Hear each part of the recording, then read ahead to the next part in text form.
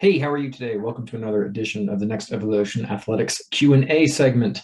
I had two really great nutrition questions today after a quick seminar and presentation with rugby guys. So I thought it'd be really beneficial to a lot of people if I answered the questions to the best of my ability. So the first question is a simple one, but it's a difficult one. It's the classic one. How do I eat more?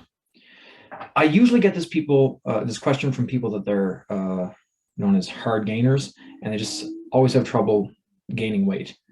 And the answer is you eat more. Now, here's the problem with just saying that. If there is a, say, psychological issue or an eating disorder, go see a psychologist, a doctor, a dietitian, someone that's a qualified individual in that field. But if there's nothing wrong, you just aren't hungry. Some people do find it difficult to eat more, especially when you're gaining weight.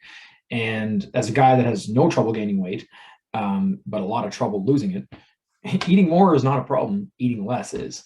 So eating more, and what I've told my clients before is the best thing to do is create a schedule. Actually create a schedule to eat. Usually these people don't feel hungry, therefore they don't think about eating. So if you don't feel hungry, you're gonna have to teach yourself to eat more. So a good thing to do is set an alarm clock. The alarm clock goes off, you eat something. Okay, now I don't recommend going from 2 meals a day to 6. That's a bit much. So you kind of have to build up a little bit. So if you are the person that never eats breakfast, and then you kind of get to lunch and you have a snack and you have an afternoon meal and you gorge at night, have a breakfast. Just start with that. Add a breakfast in. It could be something as simple as, oatmeal or a shake, or it could be anything. And if you're one of those people that's like, I just don't have time to eat in the morning, a good trick is to prep it the night before. So if you just don't have the time because your schedule is so hectic in the morning, a great trick is to boil a dozen eggs, have 3 in the morning or 2 in the morning, depending on the individual, piece of toast, boom, out the door and go. Something is better than nothing. Creating the habit is where you're going to learn how to eat more. Shakes are a great way to get more calories in your diet. You can have the old school mass gainer shakes with like oatmeal and honey and all kinds of stuff. And those are really effective. Like it's a skill. People that have a hard time gaining weight generally have to learn how to eat more. People that have a hard time losing weight typically have to learn how to eat less. And they're both skills, and they're both very difficult to do for that particular individual. So those are a couple tricks that I use with my athletes when they have to eat more. Now, again, disclaimer, if you have an eating disorder, or you think you might have an eating disorder, or there's a psychological issue where you don't feel like you are allowed to eat or something like that, go see a professional on that one. I cannot stress that enough. It is super important to understand the why. But if it's just the fact I don't feel hungry, you got to learn the skill. Okay. I really like that question. It was a super good one. The next question is how much protein can I eat in one sitting? There's a lot of different schools in this one. You're going to have a lot of people that tell you can eat as much protein as you want. It's not a big issue and blah, blah, blah, blah. And you're going to have other people tell you need like 25 small meals a day.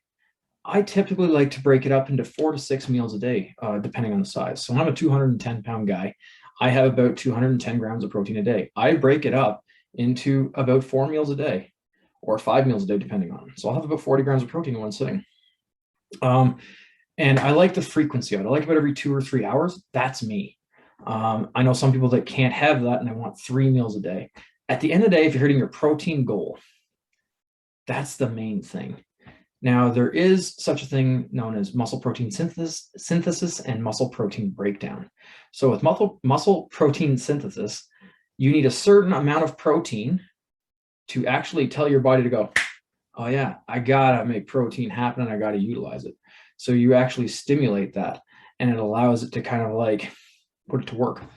If you have too little, it kind of gives it a little bit of a bump, but doesn't really tell it to go full on. And muscle protein breakdown is the body utilizing the protein and the amino acids that you currently have in your body. And these are always going on back and forth. So you're always in muscle protein synthesis and you're always in muscle protein breakdown. It's just, are you creating more synthesis than breakdown? So if you're having an inadequate amount of protein and you're constantly in muscle protein breakdown, what happens is you start to lose muscle mass. But if you're in a muscle protein synthesis state and you're stimulating that frequently, then your body is as well as breakdown, but you're not losing as much. Okay. So I recommend for most active males, a minimum dose of 25 to 35 grams of protein a day, and usually no more than 50. I find 50, I just get too full. And there's different schools of thought on this, and I've researched it quite a bit. And some people will tell you, you can have 200 grams of protein. I have trouble with it. And you'll have other people tell you need to have like 20 small meals a day. The truth generally lies somewhere in the middle. If you feel super, super full and uncomfortable, chances are you've gone too far. If you don't feel like you've done anything, you're not satiated at all, chances are you haven't gone far enough. And that's just a simple way to kind of like think about it. Everything is kind of like a bell curve, and you're going to fall somewhere on that spectrum. So I generally recommend for males, they're active 25 to 35 grams of protein per sitting. I go as high as like 40, 45. And then for females, it's about 10 grams on the underside. Again, unless you're a larger female that's a high level athlete, like a 200-pound female, then it's probably closer to the 25, 35. Folks, I hope that helped. I really enjoy these questions, and they were super great questions from the rugby team this morning. I just wanted to get that out there before I forgot. So if you like what you see and you have any more questions, please don't hesitate to ask. Please follow and subscribe. I've got more stuff coming your way. Have a great day. Get your strong on.